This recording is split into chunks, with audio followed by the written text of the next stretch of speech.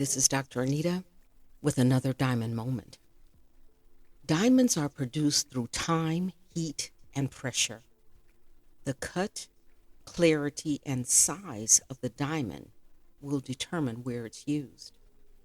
The use of the stone adds to its value. What pressure have you been under? What is the cut of your personality? Do you have a clear perspective of who you are? And does that perspective line up with where you want to go? Remember, how you use your gift determines its worth. Now it's time to redefine the previous steps of your process. We've been evaluating words. We talked about briefly how the use of words has changed. We talked about Michael Jackson and his use of the word bad and how now bad has become good. We talked about the way that the King James Version of the Bible or Scripture tells us to fear God. And we talked about the differences and what that word fear means, to be respectful of, to understand that there is something greater than we are that created us, or that is the foundation for the way that we think or relate to the world, and to be respectful of that. We talked about being about fear, about there is a place in which fear is appropriate. Fear meaning to be careful of. And then we talked about the aspects or the concept of being fearful, to be fearful of people, of places, of things, and most of all of ideas. I want to present something else to you here related to this concept of being fearful of ideas, fearful of the terminology of the day. Scripture tells us there's nothing new under the sun. Okay, everything that we're dealing with, somebody else has dealt with it before. The way that we speak, the words that we use, the terminology, the phrasing of the way that we speak, somebody else on the face of the earth, in light of the time that man appeared here, whether you feel that it was creation or again that the Big Bang happened and through all these millennia that people evolved. Okay, whatever that is, I'm not here to debate that. What I'm here to talk about is what is the unseen, and the fact that what is unseen, what we cannot visually see with our human eyes, has a root and foundation of everything that we do see. We're talking about ideas, and we're talking about being fearful of concepts and ideas. I wanted us to talk about that because in the what we're calling new age, which has always was and always will be, in the days prior to the existence of the man Jesus Christ, there were concepts and ideas that made his concept and ideas new. And because of that, people were afraid of the new things that he brought. They rejected the teaching that he gave, which was based on love, because their concept and ideas had been based on works, on what I do, on the sacrifices I make, and not on the fact that if I just love you, I've handled all of that other. If I just treat you in a way that is respectful and loving, I've already taken care of, not stealing from you, not killing you, not taking away your wife or possessions. I've already handled that if I just love you. So we have this whole concept of the term of new wave, which actually is something that challenges the existing ideas of society as a whole. Not that new wave is new, because it's not. New age is not new, it's not. Nothing is new under the sun. It's the way that we interpret it and the way that we look at it. As people who are fearful of other people, we look at things in a way that allows us to maintain our thoughts on a particular topic, never having to challenge them in light of where we are now and in light of the differences of where we were. If we are fearful of people, of places, of things, and ideas, we don't challenge anything. We just go along with it. We see that as it relates to many of the critical decisions being made today. When we see why people are fearful, we understand that they're being challenged in the way that they thought.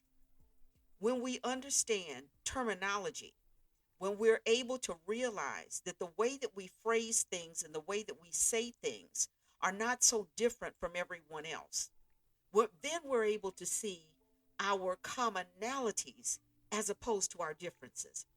When we're able to look at meditation, there's parts of the Christian community that believes that meditation is not of God. And they haven't realized that even scripture says to meditate.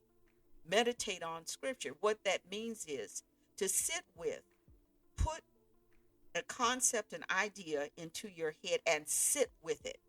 Be still, be quiet, sit with it, and allow that which is greater than you to enlighten you in that area.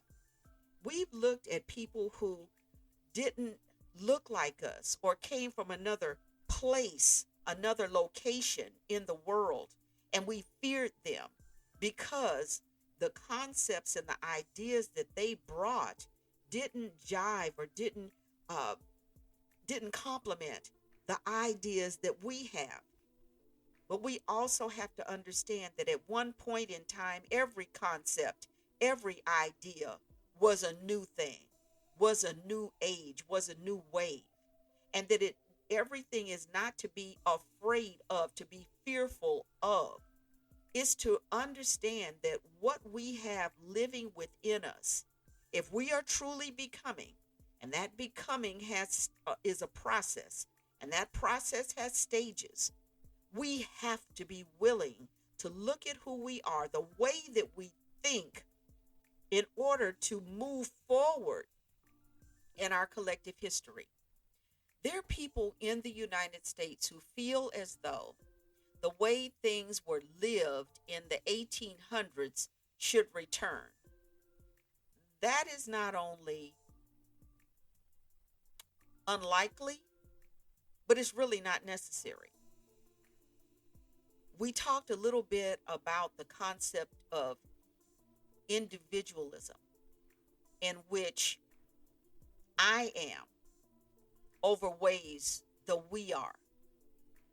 When we look at it from that perspective, we understand how fear plays a role. Being fearful of people, being fearful of ideas. Because if we accept them, where will we be? If we accept the fact that people who are not like me have the same emotions, the same concerns, the same needs that I have, where will that put me? If I'm looking at individualism, me above all others, and someone else has a need, what happens to my need? My need gets replaced by their need? Doesn't need to be that way. It does not have to be that way. When we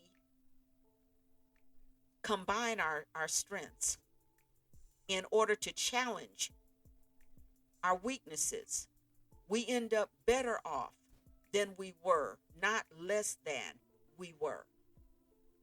Segments again of the United States population feels like we should go back to an era in the United States which was called Jim Crow, to go back to the place before Reconstruction, take away the rights of citizens of this country so that I can continue being in charge. The entire concept of so I can be in charge relates to the fact that there's fear. Because whether I'm in charge or not, if I'm living in a fair society, I'll be taken care of. That falls again on both sides of the fence, whether we're looking at Black Lives Matter or whether we're looking at other social or conditions of the citizens of the United States. If we look at it in terms of if I give to you, I won't have anything, we're again staring in the eyes of fear. Jealousy does that same thing. Jealousy says that if you have it, there won't be enough for me. So therefore, I have to be jealous or envious of you because you got it and I don't have it. I want us again challenge the limiting behaviors and concepts that may have been passed down to you from antiquated ideas that were old and stale and worn out when you got them by people who you wouldn't even be around today were they still alive. And by people, I'm saying family members, people who have dictated the way that you thought and moved and operated in a society, not the society of 1950s, but the society of 2022. If we're still dealing with life like we did in the 30s and 40s and 50s, something is wrong because we haven't grown and we haven't changed. Anything that does not grow is something that we have to look at.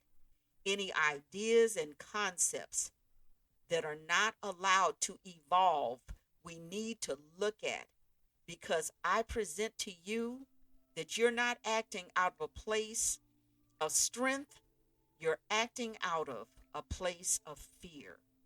Fear limits, fear hinders, fear keeps you from where you want to go. We must examine ourselves in order to move forward. Thank you for listening. Remember to visit my website at www.DrAnitaMc.com.